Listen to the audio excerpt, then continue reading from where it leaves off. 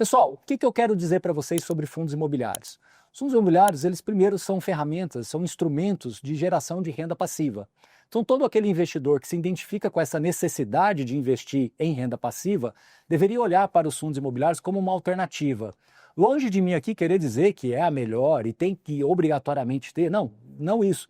Mas eu gostaria aqui de trazer esse convite a todos vocês para considerar essa possibilidade. Quem não investe, estou fazendo esse convite. Reflitam na possibilidade de começar a investir em fundos imobiliários com esse planejamento. À medida que você vai trabalhando, juntando ali um dinheiro no mês a mês e se tornando cada vez mais próximo da sua aposentadoria, é inevitável que você vai buscar alternativas além daquelas oferecidas, seja pelo governo, seja pela empresa que você trabalha. Então, uma carteira de fundos imobiliários que gera essa renda passiva, ela cabe para qualquer tipo de investidor, para qualquer classe social, para qualquer planejamento que eventualmente você possa fazer para as suas despesas no futuro. Afinal de contas, todos nós queremos algum dia estarmos aposentados. Claro, mesmo aposentado, cada um pode continuar trabalhando, tendo as suas atividades, mas aquela aposentadoria, o conforto da aposentadoria para fazer com que as suas despesas mensais sejam pagas, como eu disse, pelo governo ou pela iniciativa privada, é importante. Mas o fundo imobiliário também consegue complementar esse seu plano de aposentadoria ou mesmo se tornar até a peça mais importante dentro desse contexto. E dentro dos fundos imobiliários, nós temos basicamente duas classes, que é de papel e de tijolo. Os fundos de papéis, diferente do que muitos imaginam, também podem ser usados para fins previdenciários. Claro que você vai ter que tomar alguns cuidados. Então, o fundo de papel, pelo fato dele ter ali uma indexação, seja por inflação ou por juros, por CDI, pós-fixado, você vai ter uma renda mensal relativamente maior do que de um fundo de tijolo. Por outro lado, você vai ter que ter alguns cuidados no que tange ali a parte de reinvestimentos. Então, mesmo que você aposente com determinado valor, é importante que você reserve uma parte deste capital para reinvestir.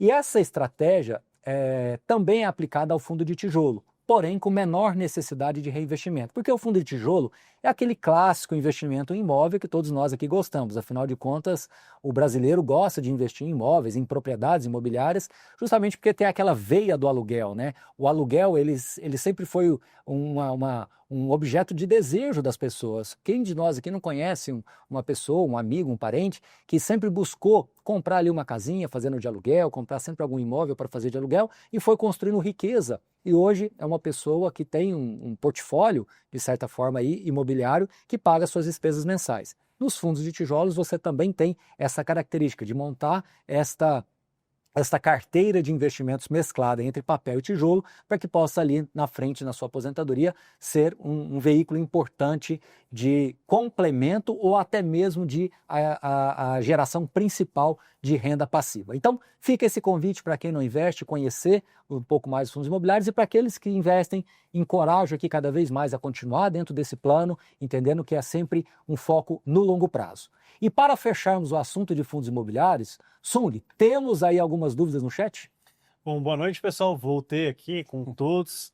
Eu separei 3 perguntinhas aqui, professor, e aí eu vou responder, e aí depois eu faço a seguinte, né?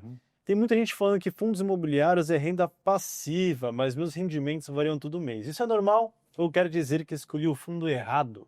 Boa pergunta. O que eu quero dizer aqui é que se você olhar isoladamente o fundo imobiliário, realmente pode ter uma certa volatilidade nas distribuições, especialmente se for um fundo de papel, como eu acabei de explicar. O fundo de papel ele é indexado à inflação na grande maioria das vezes, então a inflação tem uma certa oscilação. Já os fundos CDI, eles oscilam menos, mas se os juros começarem a cair ou começarem a subir, você também vai ter alguma volatilidade. Os fundos de tijolos, eles são mais previsíveis, porque eles têm ali os contratos, mas também pode ter alguma volatilidade, uma venda de algum ativo que eventualmente tenha naqueles meses e depois não tem mais o resultado. Então, onde eu quero chegar? Se você olhar individualmente, você sim vai se incomodar um pouquinho com essa volatilidade. Mas curiosamente, Sung, quando a gente coloca isso dentro de uma carteira diversificada e você vai ter ali 10, 15, 20 fundos, essa volatilidade diminui bastante. Então, sempre pense na carteira. Eu sei que a gente olha fundo a fundo, eu sei que é importante olhar fundo a fundo, mas a composição da carteira é que vai trazer uma amplitude menor com relação à volatilidade das distribuições. Claro, um pouquinho para cima, um pouquinho para baixo, mas nada que vai assim, complicar esse seu planejamento mensal. Segunda pergunta, essa aqui é mais polêmica, tá?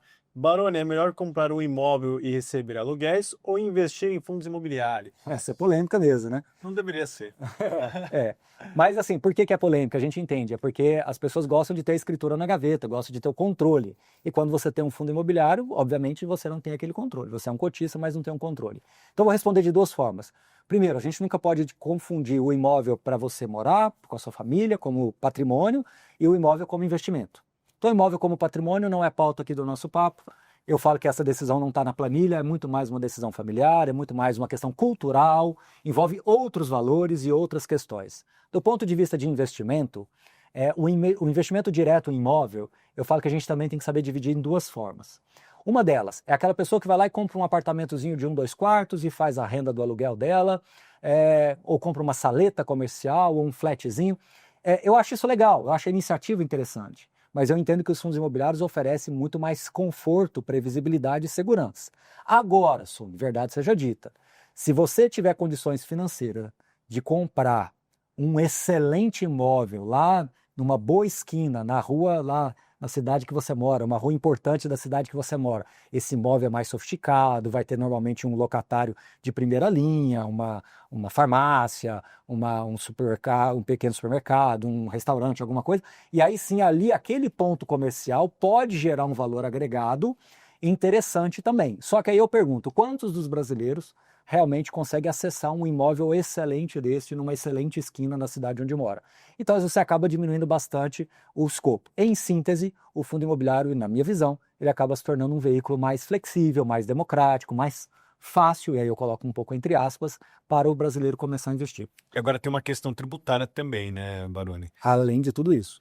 Hoje os fundos listados eles são isentos e existe uma chance de aumento de tributação para rendimentos, para dividendos, né? Então, quem receber dividendos de imóveis diretamente, provavelmente vai ter que pagar 10% já a partir do ano que vem. Ainda não foi aprovado no Senado, mas a tendência é que passe, né? Aquela questão do aumento da tributação de dividendos já passou na Câmara com 480 votos a favor, nenhum contra, e a tendência é repetir uma vitória cachapante no Senado, e com isso perde bastante a atratividade de se investir diretamente. Os fundos continuarão isentos. Então, quem quer ganhar mais dividendos deveria olhar para os fundos listados ao invés dos veículos da forma tradicional de investir, que é comprar imóvel diretamente. É isso.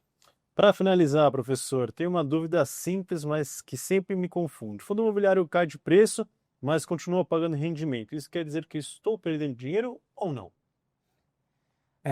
Assim, em tese, você está com a marcação a mercado talvez desfavorável, mas a gente não pode deixar de reforçar que quando nós temos um cenário de juros mais favorável, as cotações tendem a crescerem.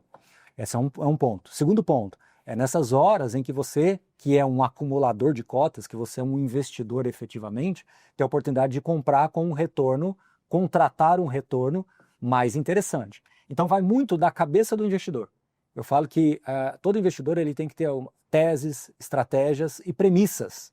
Às vezes a gente foca muito na tese, na estratégia e esquecemos das premissas. E uma das premissas é essa, é se manter comprador, se manter investidor, se manter aderente àquilo que você se propôs, independente da volatilidade do mercado. Porque se você esperar com que todas as respostas sejam dadas, possivelmente os preços não serão os mesmos.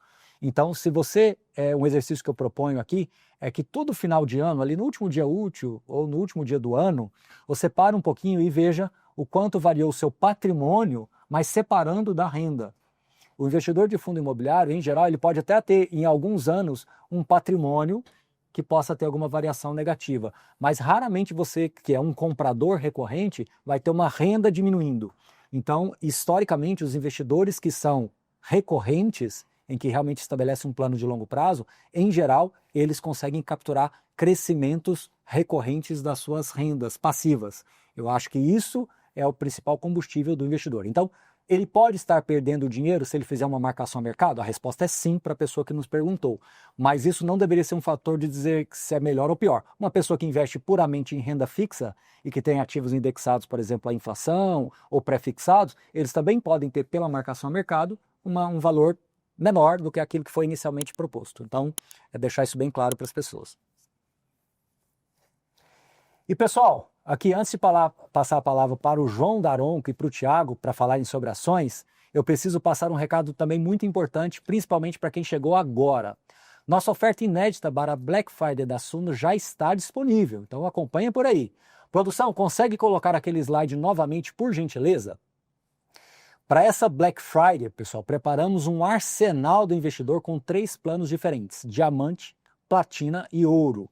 Todos os planos têm a mesma base, a metodologia de montagem da carteira para potencializar os seus resultados de acordo com o seu perfil e os seus objetivos. O que muda é o nível de acompanhamento que você terá com os nossos especialistas para garantir que você está fazendo tudo certo. Em todos os planos você tem acesso ao curso de Asset Allocation, Viva de Dividendos 2.0 e Investindo no Exterior 2.0. O plano Platina ainda conta com uma reunião individual de montagem de carteira para ter a ajuda profissional para entender o seu perfil, o seu contexto e os seus objetivos e a sua realidade para te ajudar a criar a sua própria carteira sob medida. Já o plano Diamante tem 3 reuniões de montagem de carteira. Uma para você, de fato, montar a sua carteira com a ajuda de um especialista. E outras 2 para você usar ao longo dos outros 2 anos para garantir que você está no caminho certo. E por último, o item exclusivo para quem adquirir o Arsenal Diamante. São os 3 workshops com os nossos especialistas, com os nossos analistas, que inclusive o primeiro será com o Vitor Montezuma, diretor aqui da Suno, para falar sobre como construir uma carteira eficiente. E nesse workshop já acontece agora no dia 17 de novembro. Ou seja, com os 14 dias de garantias que estamos dando, se você comprar hoje, pode assistir ao primeiro workshop e se não fizer sentido para você, ainda dá tempo de pedir o seu dinheiro de volta. Mas relembrando que os workshops são exclusivos do Arsenal do Investidor Diamante. E além de tudo isso, você poderá concorrer a R$200 mil em bônus. Então, queria pedir para um time deixar o QR Code na tela enquanto nós continuamos com o conteúdo, para que você possa acessar a página do nosso produto, dar uma olhada em cada detalhe e ver os bônus na íntegra.